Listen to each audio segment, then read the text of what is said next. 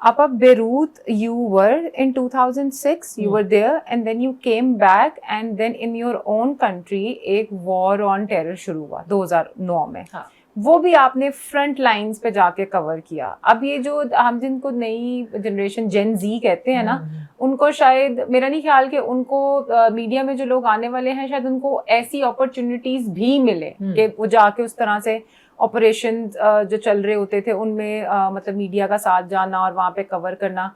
So how much that Beirut experience helped you while covering this thing in Pakistan? अच्छा किरण, ये जो अच्छा उसमें एक मुख्तलिफ ये बात थी कि उस वक्त जब मैं गई थी तो मेरी शादी नहीं हुई थी, और 2009 में जब सवात हुआ, ऑपरेशन हुआ तो उस वक्त मेरा बेटा था, बल्कि मैंने कंसीव किया हुआ था, तो उस दौरान मैंने कवर किया इसको.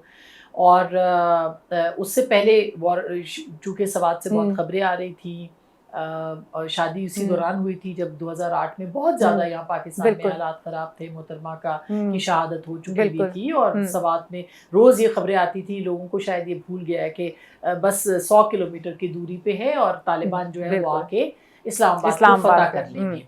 तो एक उस इन्वायरमेंट के अंदर जो था वो रिपोर्टिंग वो भी की उस वक्त भी. और फिर मुझे याद है कि मेरा बड़ा बेटा पैदा होने वाला था जब सवात का ऑपरेशन जो है वो चल रहा था.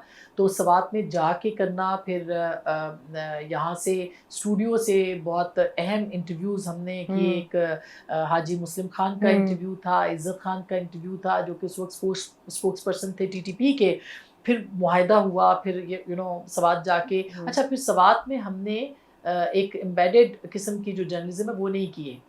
हम खुद, मैं जाती थी और खुद अपनी जो टीम है उनके साथ हम जाके तो वो कवर करते थे. मतलब बहुत से लोग थे ना, इसमें कोई हर्ज नहीं, बहुत दुनिया करती है, लेकिन ये कि एक उनको लेके जा रहे हैं, ISPR से लेके जा रहे हैं, तो मैं इसको पसंद करती थी कि हम खुद इंडिपेंडेंटली जो है वहाँ पे जाएं.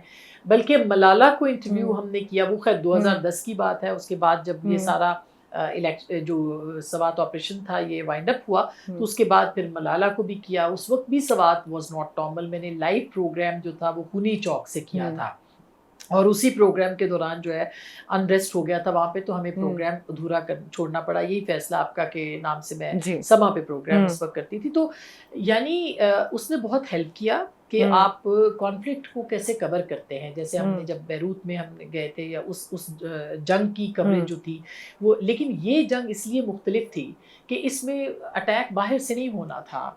इसमें अटैक जो था वो अंदर से था. ये नहीं पता था कि आपके नेक्स्ट डोर में कौन रह रहा है. यानी लिटरली सवात जो था उसके अंदर जो और एक बहुत ही कॉम्प्लिकेटेड ऑपरेशन था ये उस वक्त का. और अगर आप देखें इसके एतबार से स्ट्रेटेजिकली जो लोग इसको कवर करते हैं, और आप करती हैं, आपका इदारा कवर करता है, वो इस बात का अंदाज़ा लगा सकते हैं कि किस कदर ये मुख्तलिफ और मुश्किल ये ऑपरेशन था जो कि कंडक्ट किया गया, और सक्सेसफुली फिर किया भी गया. मतलब 3 महीने के अंदर अंदर आपने देखा लोगों ने क्लियरेंस हो गई, लोग घरों में चले गए, IDPs चले गए. कोई अब तक जो बाद के ऑपरेशन है उनका अभी तक जो है वो तनाज़ा चल रहा है, लेकिन वो ऑपरेशन जो था उसको फौरी तौर पर जो है. और ये क्यों हुआ था, ये मेरा ख्याल है कि ये लोगों को बताना बहुत ज़रूरी है कि वहाँ की जो गवर्नमेंट थी खैबर पख्तूनख्वा की, जो ANP की थी, जो वफाक में पीपल्स पार्टी की थी, और फिर जो मिलिट्री उस वक्त की जो लीडरशिप थी, ये सब एक पेज पे थी और वो टेररिज्म को ख़त्म करना चाहते थे, और वो उन्होंने फिर ख़त्म भी किया. तो मेरा ख्याल है कि ये एक डिफरेंस था. लेकिन ये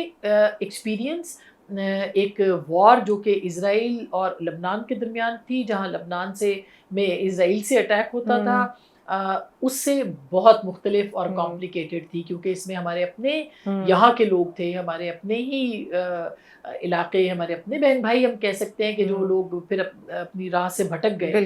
तो ये इस तरह के जो ऑपरेशंस होते हैं ये हमेशा मुश्किल होते हैं. तो लेकिन उसने बहुत हेल्प किया कि किस तरह से इसको कवर करना है, क्या जाना, किस तरह से बात करनी है, किन लोगों को प्लेटफॉर्म देना है, किन को नहीं देना, और किस तरह से जो है वो आपने जो एथिकल जर्नलिज्म है उसको अपने हाथ में, यानी उसको भी नहीं छोड़ना, और आपने ऑब्जेक्टिविटी भी रखनी है, अपनी लाइन भी रखनी है कि आप एक्सट्रीमिज्म के खिलाफ हैं, आप टेररिज्म के खिलाफ हैं, आपकी जीरो टॉलरेंस है टुवर्ड्स दहशतगर्द और ये सारा. तो इस चीज को सामने रखते हुए भी, लेकिन जाहिर है कि उसमें फैक्ट्स को आप दिखाते हैं, आप उनको नजरअंदाज नहीं बिल्कुल कर सकते ना. और अभी तो मतलब हम लोग ये आपसे ऑफ द कैमरा भी बात होती रहती है बाकी लोगों से भी कि वो कहते हैं आप लोग इतना रिपोर्ट करते हैं, हम लोग बार बार कहते हैं कि अब सोशल मीडिया का दौर है, आप रिपोर्ट नहीं भी करेंगे तो खबर बाहर आ जाएगी। एग्जैक्टली। सो इट्स बेटर कि पहले आप आवाम को बता दें कि क्या हुआ है,